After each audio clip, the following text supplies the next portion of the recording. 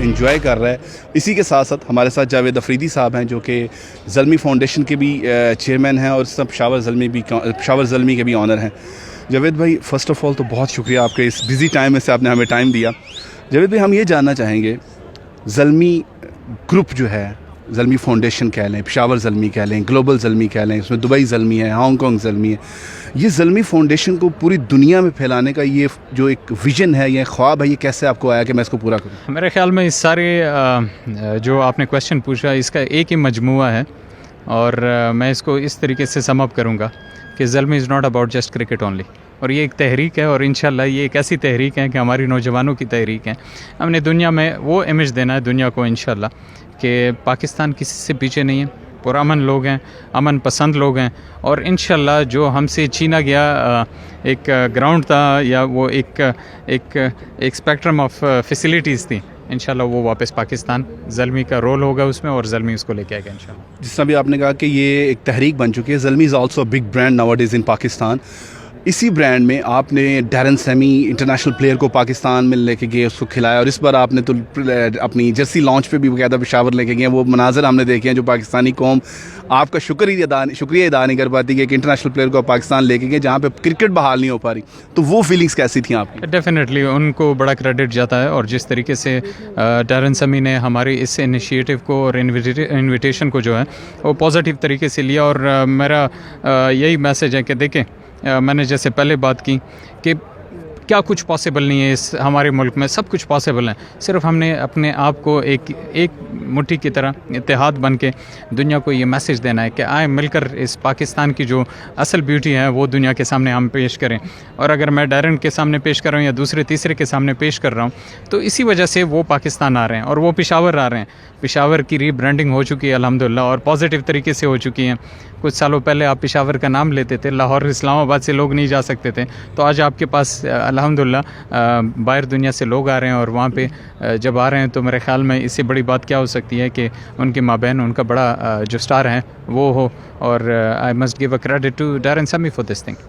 میں جتنی P S L کی دوسری ٹیم پہ پوائنٹ نہیں اٹھاؤں گا, لیکن یہ بات کو ضرور کہوں گا کہ آپ کو یہ کریڈٹ جاتا ہے کہ ترکی سے پلیئر آپ نے نکالے, چائنا سے آپ نے اپنے زلمی کے حصہ بنائے ہیں پلیئرس کو.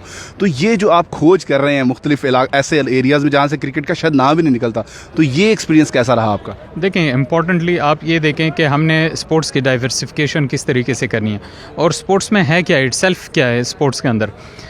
اگر جب آپ کی گراؤنڈ لیک کر رہی ہوتی ہے ان سارے پروسیس کے اندر, تو آپ کو پھر ڈپلومیسی چاہیے ہوتی ہے. یعنی for example what Imran Khan is doing today, ہمارا پرائم منسٹر کیا کر رہا ہے, he is doing best diplomacy internationally globally, ایک بیسٹ ڈپلومیسی کر رہے ہیں. اسپورٹس کے تھرو آپ جو ڈپلومیسی کر سکتے ہیں وہ ایک نیچرل اٹیچمنٹ لوگوں کی بن جاتی ہیں. یہ دو سٹار آج اگر انشاءاللہ یہ پلیئر ہیں اور یہ کل سٹار بنیں گے, ٹرکش ٹیم سے یہ آئے ہیں, پچھلے سال چائنا ٹیم سے ہمارے ساتھ 2 پلیئر تھے, اس سے پہلے افغانستان کی نیشنل ٹیم میں ابھی کھیل رہے ہیں, زدران از دا کڈ نیم, اور he is performing so well, he is a bigger star now in Afghanistan.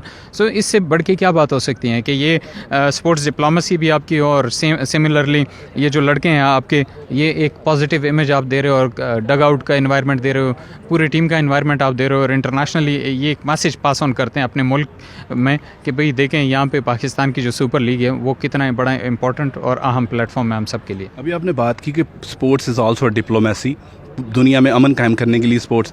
ابھی ریسنٹلی جو واقعہ ہوا کشمیر میں, جو انڈیا کا ہمارے ساتھ کلیش چل رہا ہے, اس میں انڈیا بھی اس چیز پہ زور دے رہا ہے کہ پاکستان جو ہے وہ ورلڈ کپ انڈیا کے ساتھ نہیں کھیلنا چاہیے. تو اس پہ آپ کیا کہنا چاہیں گے؟ لیکن نقصان کس کا ہوگا؟ نقصان ہمارے دونوں عوام کا ہوگا. ہمیں اس گیم میں نہیں پڑھنا چاہیے کہ گورنمنٹ سطح پہ کیا بات ہوتی ہے, حکومت کی سطح پہ کیا بات چیت ہوتی ہے, کیا تلخی ہوتی ہے, لیکن عوام کا ایک دوسرے کے ساتھ فیلنگ ہے. آج بھی ہمارے ڈگ آؤٹ میں ہمارے جو ہندوستان سے ہمارے دوست ہیں جو میرے ساتھ لنڈن میں پڑھے ہوئے ہیں, وہ آئے ہوئے تھے, اور وہ ہمارے ساتھ بکرم امرتسر سے, گیری Sindhu he came from Chandi گڑھ.